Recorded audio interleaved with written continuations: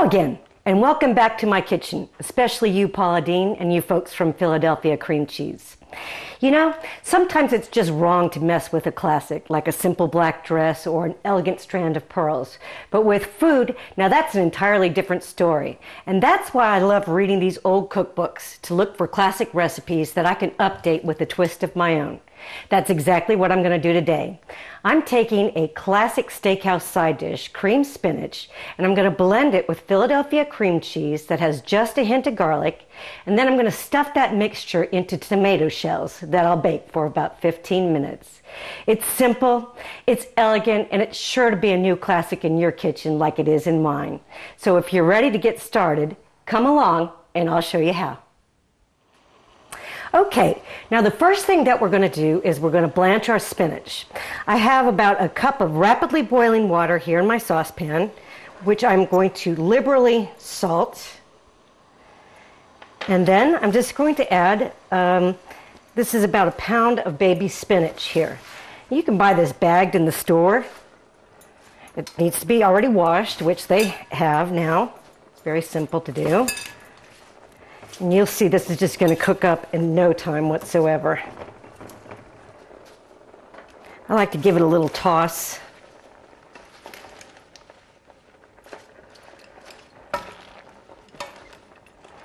See, it's already wilting. This is so super quick to do, and it's so elegant. And you know, spinach is one of the superfoods. So it's great for you. It's got a lot of calcium too. Alrighty, just about done.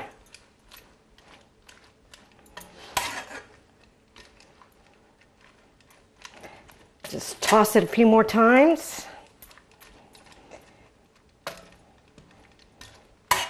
And can you believe that? That's probably less than a minute right there.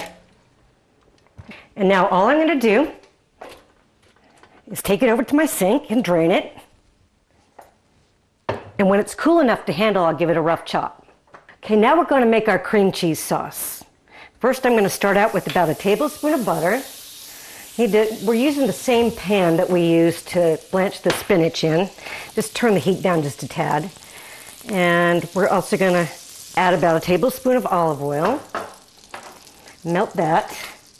To which we're going to add a clove of garlic. Let's just get that garlic nice and fragrant. Want to be careful that it doesn't burn. Okay, and to that mixture, I'm going to add a tablespoon of flour. Kind of like you're making a roux. I like my whisk for this action here. Just when it gets the flour lightly brown, cook it just a tad. Make sure not to burn it. Whoops! We really are cooking here. And then I'm going to add about a quarter a cup of heavy cream. We can always add a little more.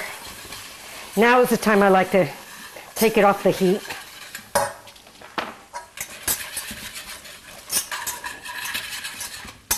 Okay, and we're going to add our cream cheese mixture. And this I like to fold in. You can use a whisk for that as well. It smells delicious. And just incorporate all that cream cheese with the garlic and the butter and the olive oil and the flour. And this is just kind of, it's almost like a bechamel sauce, but it's not. It's with cream cheese, which is the cool thing. And now I'm going to go get the spinach and rough cut it and add it to this mixture. Okay, now my spinach is cool enough to handle, and I'm just going to give it a rough chop before I add it to my cream cheese mixture. And you want to try to squeeze just a little bit of the remaining moisture out of the spinach. That's why I say let it cool for just a second. Or not a second, but for the time that it takes you to make the cream cheese mixture before you add it. Okay, here we go. Into the cream cheese mixture. Get all in there. fold it together. Look at those bright green flecks in there.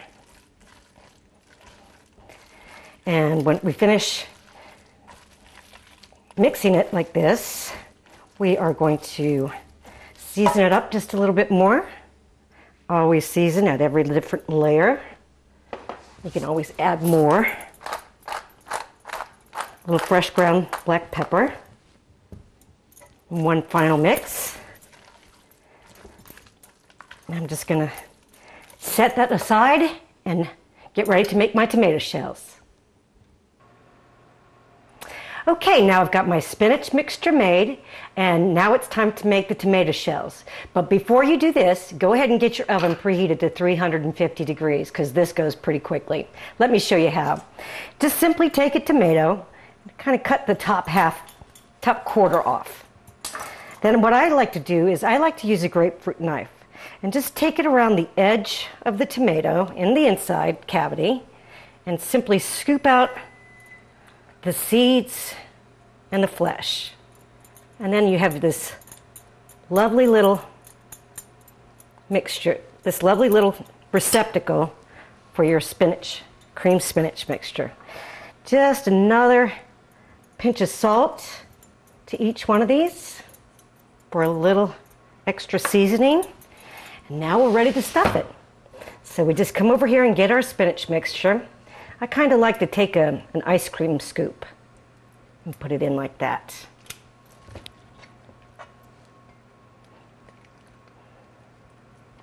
There we go.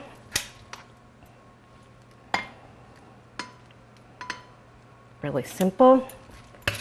Some of these tomatoes depends upon the size of your tomato, how much you want to fill it up. I like to just mound it slightly over the top like that. Just eyeball it. Judge for yourself. There we go. One more. That's enough for 6. Looks like we could have done a few more. All right, and to finish this off, I just lightly sprinkle with a little Parmesan cheese on the top. You might want to grind a little bit more black pepper, just to your liking. And now we're ready to put it into the oven. And we're going to bake them for about 15 to 20 minutes. Okay, honey, put the steaks on. And voila, here's my new take on a classic, cream spinach in tomato cups. Whether you say tomato or tomato, I know you'll say it's delicious. Let's give it a try. I'm going in before the steaks come.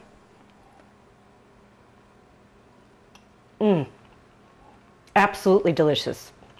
Divine, actually. Thanks so much for watching. We'll see you next time.